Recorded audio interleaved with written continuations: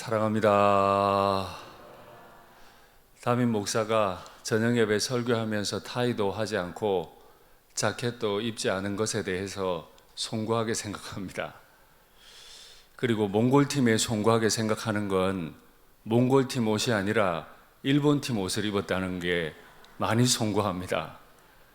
저녁 예배 30분 전에 일본 단기 봉사팀 코디네이터 자매한테 전화가 왔습니다.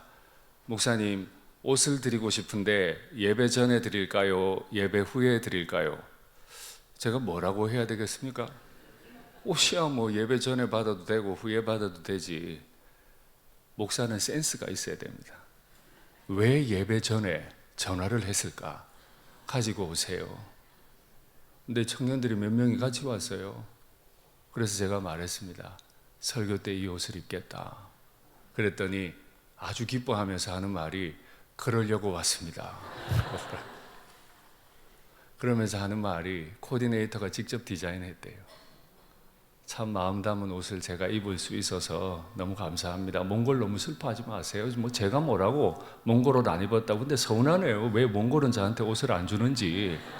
모자도 달리고 좋아 보이는데 나도 옷 좋아하는데 뭐 가면 주겠죠.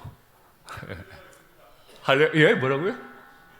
아우, 할렐루야, 장로님. 장로님, 제가 미리 말 못했는데요. 우리 전도위원장님이 오늘 대표기도 하셨으니까 선교위원장님은 이따 공연 전에 인사를 부탁드립니다. 오늘 또 설교 듣는 내내 인사말 준비하실라. 예, 대답 잘해 주셨습니다. 예. 제가 오늘 참 영적으로 부담되는 날이지만 또 많이 신나는 날이기도 합니다. 많은 분들께서 우리 교회는 왜 전도 축제 안 하느냐고, 소그룹 마련되면 하자고, 그렇게 제가 대답을 한 일들이 있습니다. 그런데 이제 새생명 축제도 시작이 되고, 또 우리는 언어를 잘 알지도 못하는데 몽골 땅에, 일본 땅에 복음 전하러 파송도 보내고, 오늘 참 영적인 부담도 있지만 신나는 날입니다. 이 설교를 시작하면서 여러분들께 한 가지 여쭈려고 합니다. 우리가 식당을 갔는데 그 식당 종업원에게 감동을 받았다고 가정하겠습니다. 무슨 이유로 감동을 받게 되었을까요? 저에게는 딸 셋이 있잖아요. 이제 제법 컸습니다. 키가 다 엄마만 하거나 엄마보다 조금 큽니다. 얘들을 데리고 식당에 가면 자기들끼리 서빙원 이 종업원이 잘생겼네, 못생겼네, 스타일이네, 아니네. 그러면 제가 옆에 있다가 말합니다. 불러줄까? 한 번 더 부를까? 종업원이 잘생겼다고, 종업원이 이쁘다고 우리는 그 종업원에게 감동받았다라고 말하지 않습니다. 종업원에게 감동을 받을 때는 분명한 이유가 있을 텐데 그건 사장님의 마음을 가지고 오신 손님들을 홀대하지 않고 손님들을 지극정성으로 대할 뿐만 아니라 우리가 기대했던 것 이상으로 섬김을 받게 될 때, 깜짝 놀랐을 때 우리는 참 감동적이다 이렇게 표현을 합니다. 또 여쭐게요. 이렇게 감동적으로 일한 직원과 감동이 아니라 내가 다시는 안 온다 이런 마음이 들도록 행동하는 종업원을 만났다면 우리는 앞으로 어느 식당을 가게 될까요? 물어 무엇하겠습니까? 이 뻔한 질문 말고 조금 더 각도를 바꾸어 질문해 볼까요? 손님에게 감동을 주기 위해서 정말 조심하고 열심히 뛴 종업원과 어떻게든 시간아 가라. 시간만 가도 나는 임금을 받게 돼 있다. 가능하면 나는 일을 안 하고 돈을 받고 싶다. 이 두 직원도 어느 때는 퇴근을 하겠죠. 퇴근하고 집에 갔습니다. 누가 더 힘이 들까요? 누가 더 피곤할까요? 열심히 뛴 종업원이 아무래도 더 힘이 들 겁니다. 그러면 마지막 질문입니다. 그 종업원은 왜 그렇게 같은 시간 같은 돈인데 왜 그렇게 열심히 뛰었습니까? 왜 그렇게 열심히 봉사를 했습니까? 오늘 이 질문에서 말씀을 시작하려고 합니다. 그러므로 우리가 이 직분을 받아 정말 우리는 직분을 내가 달라 해서 받은 게 아닙니다. 우리는 신청서를 내고 단기 봉사를 떠납니다. 우리는 누군가의 이름을 적고 새생명 축제 때 초대하겠다고 했습니다. 우리는 직분을 받은 겁니다. 그러나 우리는 직분만 받은 게 아닙니다.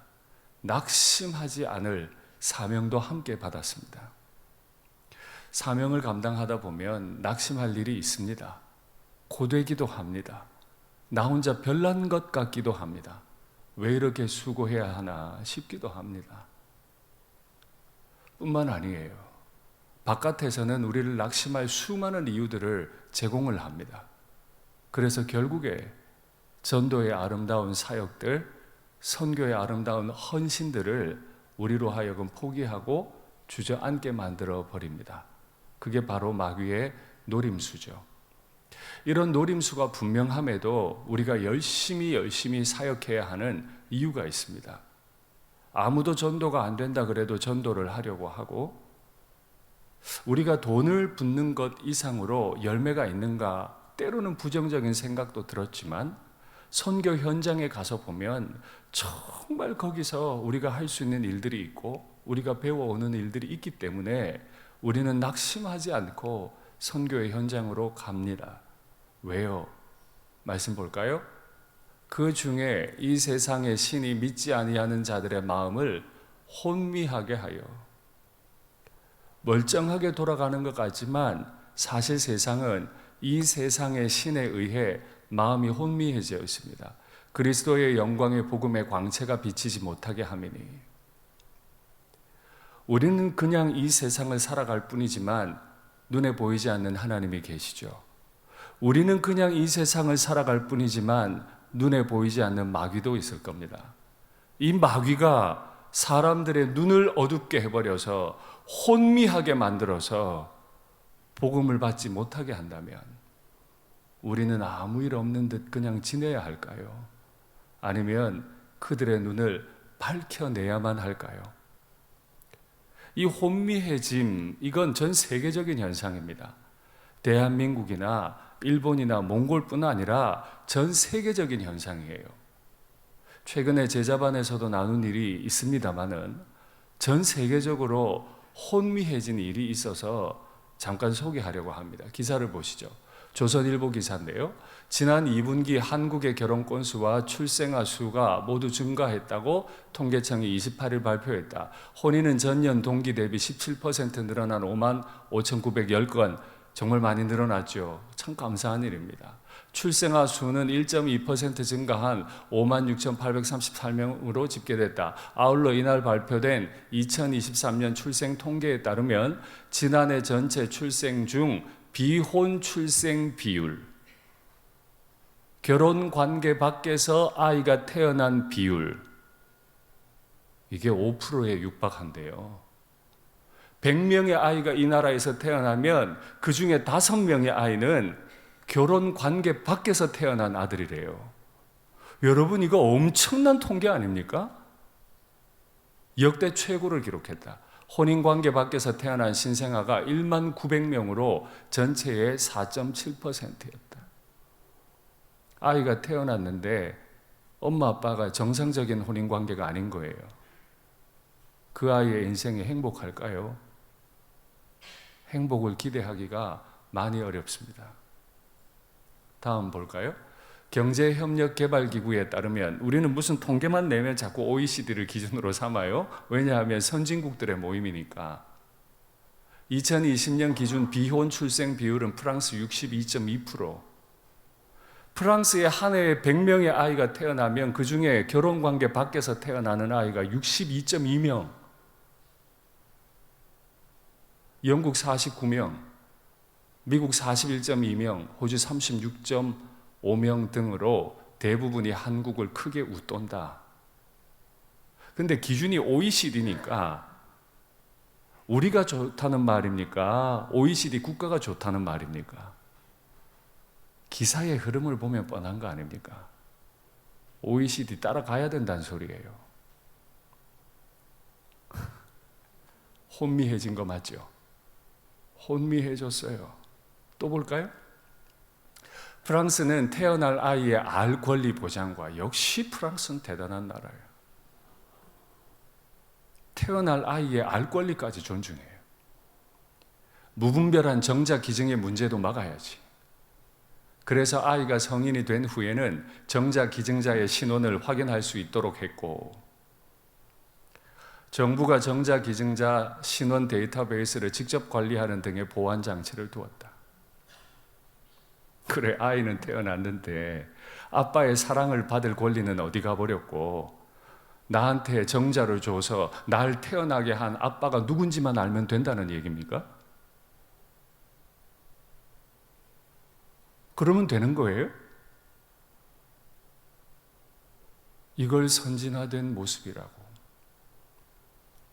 이걸 자연스러운 거라고?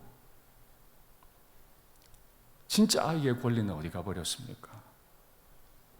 또요, 1984년부터 배우 커트 러셀과 동거하며 둘 사이에 자녀 한 명을 낳았기는 할리우드 스타 골디 혼은 지난해 CNN 인터뷰에서 과거 이혼한 경험이 결혼 대신 동거를 선택하게 했다. 예, 여기까지는 이해할 수 있습니다. 옳은 것은 아니지만 이해는 할 수 있습니다. 두려웠겠죠.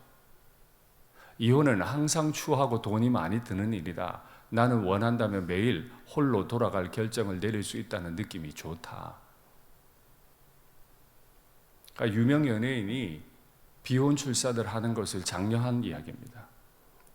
그래서 저 기사의 결론은 뭐냐 하면, 한국이 최저 출산율을 찍고 있는데 빨리 비혼 출산이라도 잘 격려하고 법적으로 잘 마련해서 출산율을 올려야 된다. 이 얘기였습니다. 맞는 얘기입니까?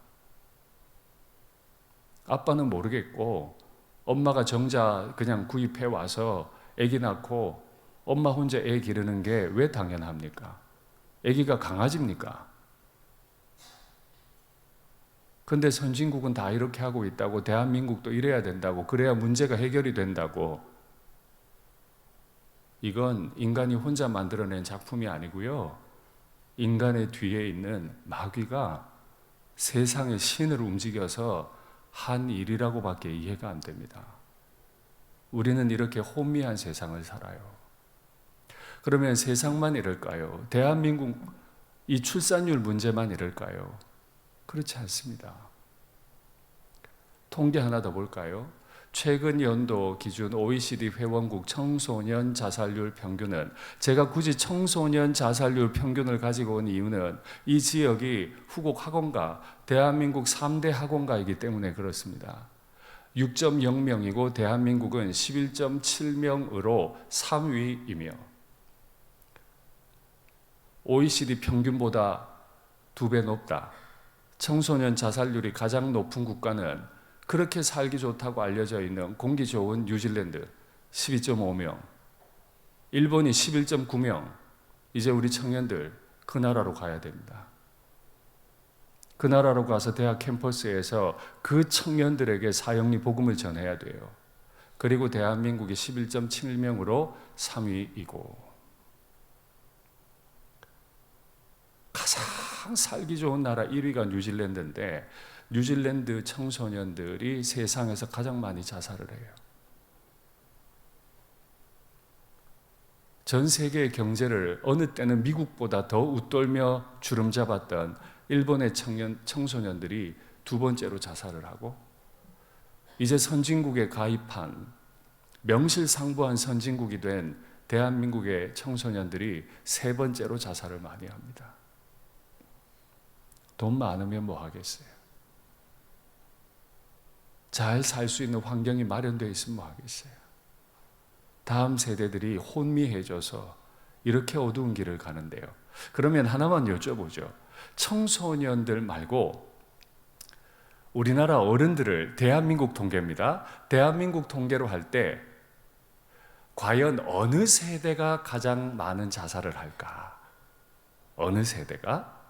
1번 10대, 2번은 20, 30대, 3번은 40, 50대, 4번은 60, 70대, 5번은 80대.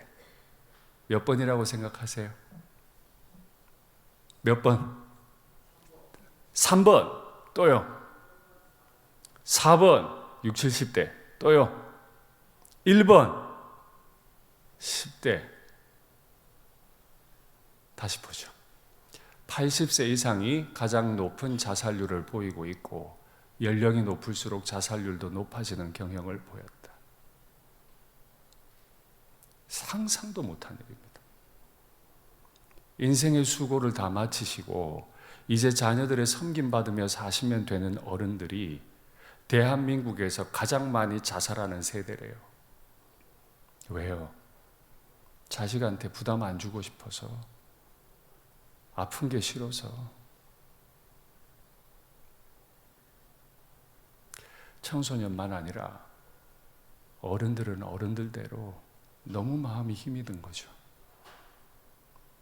돈 아니면, 넘치는 활력 아니면 인생을 살아가는 의미가 없다고 마음이 다 혼미해져 버렸어요.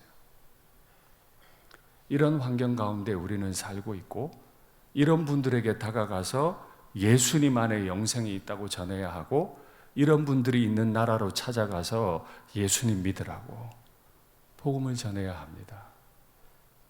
그냥 전해지겠습니까? 이 복음이 돈 좀 쓴다고, 기술 좀 부린다고, 이벤트 좀 한다고 되겠습니까? 아닙니다. 전혀 새로운 마음이 우리에게 필요합니다. 어떤 마음일까요? 우리는 우리를 전파하는 것이 아니라 오직 그리스도 예수의 주 되신 것. 새생명 축제를 하면서, 단기 봉사를 가면서 예수님이 구주 되십니다 라고 전하지 않는 사람들이 있을까요? 전할 겁니다. 그런데 그것만으로는 안 돼요. 우리가 전하는 건 예수가 주님이십니다라는 사실뿐만 아니라 또 예수를 위하여 우리가 너희의 종된 것을 전파함이라.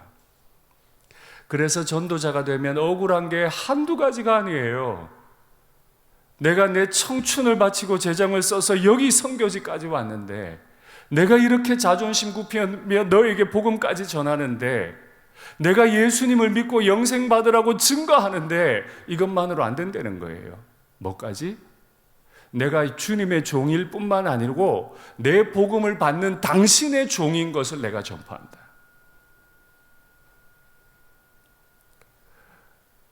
단기봉사팀 준비되셨습니까? 이제 몽골에 가면 환우들을 만나시겠죠. 또 가정에 누워 계신 말기암 환자들을 만나시겠죠. 아무리 복음 전해도 듣지 않는 그 일본 땅의 수많은 영혼들, 청년들을 만나시겠죠. 각오가 되셨습니까? 나는 당신의 종입니다. 난 당신의 종입니다. 예수님이 구주이신 것을 증거하는 힘만큼 우리 모두는 이 땅에서 나는 예수님 믿지 않는 당신의 종입니다 라는 사실을 전파해야 된대요. 이 정도로 전파할 준비가 되셨어요? 지금까지 제가 전 세계와 한국 이야기를 했는데 몽골 이야기 해볼까요? 2021년 통계인데 한국의 몽골인이 몇 명 정도 있을 것 같으세요? 제 기억이 맞다면 4만 2천 명입니다.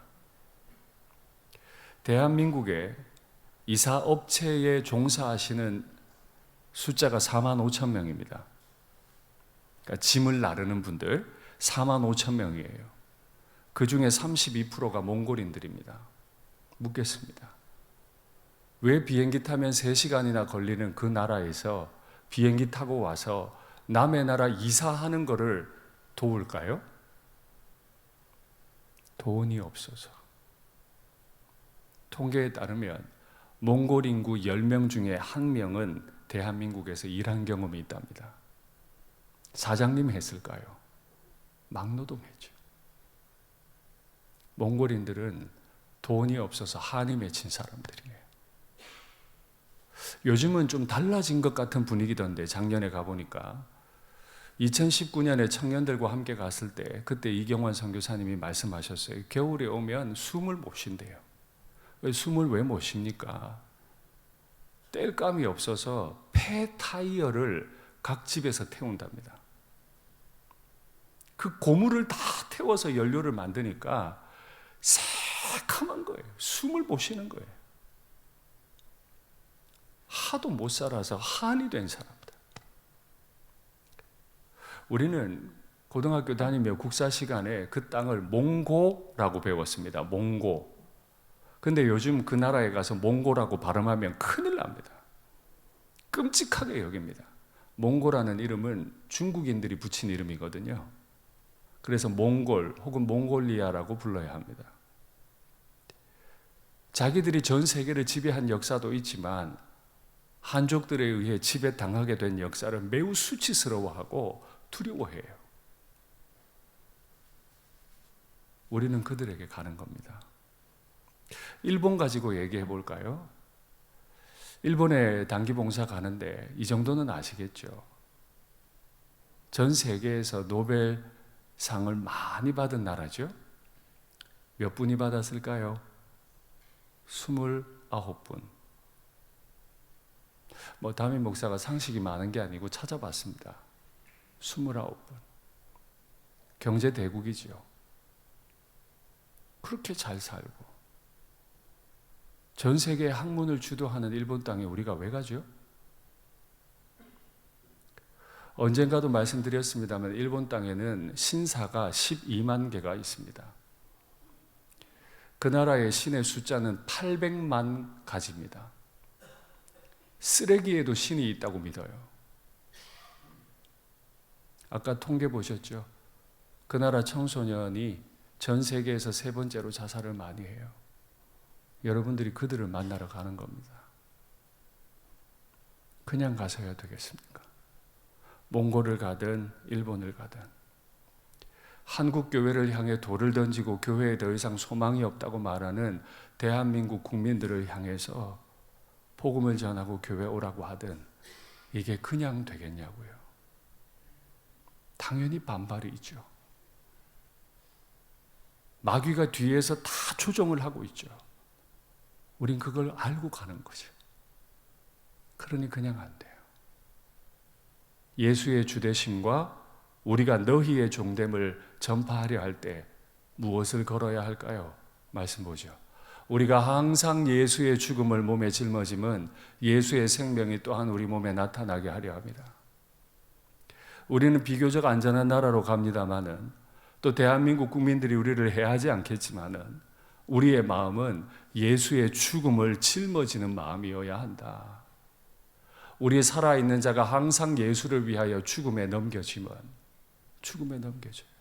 예수의 생명이 또한 우리 죽을 육체에 나타나게 하려 함이라. 그런즉 사망은 우리 안에서 역사하고 우리는 죽을 것 같이 고생하고 구원의 생명은 너희 안에서 역사하느니라. 우리는 이 마음으로 새생명 축제를 하고 단기 봉사를 합니다. 루마니아에 리처드 원브란트라고 하는 지하교회 지도자가 있었습니다.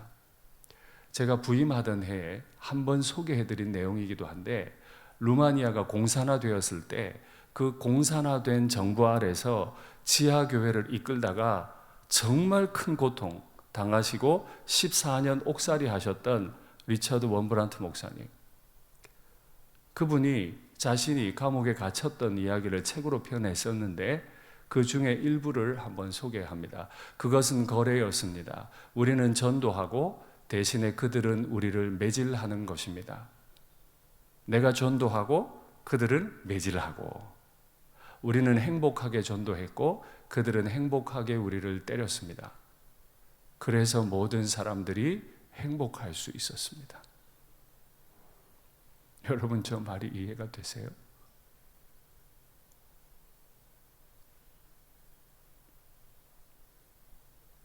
이해가 안 되는 말이잖아요. 감옥에 갔다 온 사람은 저 말을 못하죠. 무서워서. 그런데 14년을 투옥되고 매를 맞았던 원브란트 목사님은 행복했대요. 때리는 그들은 신나게 때려서 행복하고 나는 예수 복음 전해서 행복하고 그래서 우리 모두가 행복했대. 이 원브런트 목사님의 지하교회 성도 중에 한 자매가 있었어요. 이 자매가 몰래 전도하다 걸렸어요. 루마니아 비밀 경찰이 그걸 알게 됐어요. 바로 체포하면 되는데 어떻게 골탕을 먹여야 더 이상 그리스도인들이 전도하지 않을까? 쉽게 잡아가면 또 전도하겠지? 가장 가혹하게 잡아가야 되겠다 하고 기회를 보던 중에 이 자매가 몇 주 후가 결혼식이라는 걸 알게 됐어요. 결혼식 날까지 기다렸습니다. 결혼 예배를 진행하려고 하는데 비밀 경찰이 들이닥쳐서 예식장을 난장판을 만들어 버렸어요. 그리고 그 비밀 경찰이 예배 중인 신부에게로 온 거예요. 그때 그 자매가 어떻게 했을까요? 보죠. 나는 내 결혼식 날에 하늘에 계신 나의 신랑께 감사를 드립니다. 그분께서 내 결혼식 날에 이 예물을 보내주셨습니다. 내가 나의 신랑을 위하여 고통받을 자격이 있다는 사실이 감사합니다. 하고 그 자매가 루마니아 경찰에게 손을 내밀었대요. 그러니까 경찰이 수갑을 채우더래요. 자매 입장에서는 이 수갑이 결혼 반지인 거예요. 그녀는 눈물을 흘리는 신랑과 그리스도인들을 뒤에 남겨두고 끌려나갔습니다. 우리는 이 비밀을 다 알지 못합니다. 내가 모른다고 해서 이 정도의 사랑이 없다고 말할 수 없습니다. 원브런트 목사님이나 그의 지도를 받았던 이 이름 모를 자매나 이 귀한 분들은 예수님을 너무너무 사랑했어요. 루마니아의 영혼을 사랑했어요. 맞는 게 행복했고 수갑이 예물이 됐어요. 이왕에 전도하기로 다짐하셨는데 이왕에 시간과 재정을 들여 단기 봉사를 가시는데 오늘 한번 이렇게 기도하면 어떨까요? 원브런트 목사님처럼 그 이름 모를 자매처럼 나도 예수님을 사랑하게 해주십시오. 나도 예수님을 사랑하게 해주십시오. 이 정도 돼야 복음이 전해지지 않겠습니까? 간절하게 진실하게 복음을 전해야 하지 않겠습니까? 이렇게 되면 어떤 일이 있을까요? 주 예수를 다시 살리시니가 예수와 함께 우리도 다시 살리사 너희와 함께 그 앞에 서게 하실 줄을 아노라. 주 앞에 서게 될 것을 알기 때문에 우리는 예수의 죽음을 짊어지고 주 예수 앞에 다시 설 것을 알기 때문에 우리 안에는 사망이 역사하고 너희 안에는 생명이 역사한다 고백할 수 있죠. 당신의 자녀들이 이렇게 고통을 당하고 있을 때 우리 하나님 아버지 마음은 어떨까요? 야, 잘한다, 멋지다, 계속해봐 이러실까요? 말씀 보죠. 내가 그들에게 복을 주기 위하여 그들을 떠나지 아니하리라. 목사님이 매맞음에 행복해할 때 함께 하셨고 자매가 수갑 채워질 때 떠나지 않고 함께 하셨고 영원한 언약을 그들에게 세우고 나를 경외함을 그들의 마음에 두어 나를 떠나지 않게 하고 내가 기쁨으로 그들에게 복을 주되 분명히 나의 마음과 정성을 다하여 그들을 이 땅에 심으리라. 만군의 여호와께서 하나님 아버지의 마음과 정성을 다해서 하나님의 사람을 이 땅에 심으신다. 우리를 새생명 축제라는 이름으로 우리의 가족과 이웃들 앞에 탁 심어 놓으시고 몽골 땅에 일본 땅에 우리가 가고 싶어 가는 게 아니에요. 직분을 받았어요. 주의 마음을 따라 우리는 몽골도 가고 일본도 가요. 그 땅에서 주님이 마음과 정성을 다해 여러분을 심으신 거죠. 그냥 가지 마시고 주님이 마음과 정성을 다해 나를 여기 심으셨구나 이해하시면 좋겠습니다. 말씀을 맺겠습니다. 우리가 새 생명 축제를 준비하면서 복음을 전한다고 하는 것, 이것은 예수님의 주되심을 전파할 뿐 아니라 내가 내 이웃들, 차갑게 반응하는 내 자녀들과 부모님들, 그들의 종됨을 전파하는 것입니다. 언어도 잘 안 되는 땅 몽골과 일본으로 가는 이유는 예수님만 홀로 구주이심을 전파하기 위해서만 아니라 내가 당신의 종입니다, 이걸 전파하기 위해서 갑니다. 오늘 떠나는 분들이나 보내는 분들이나 우리 모두는 예외 없이 모든 민족에게 복음을 전하라고 사명 주신 주의 명령을 받은 분들이죠. 오늘 마음 다해 우리 믿음의 선배들의 길을 걷기를 원하고 주님이 아름다운 열매 주시기를 간절히 원합니다.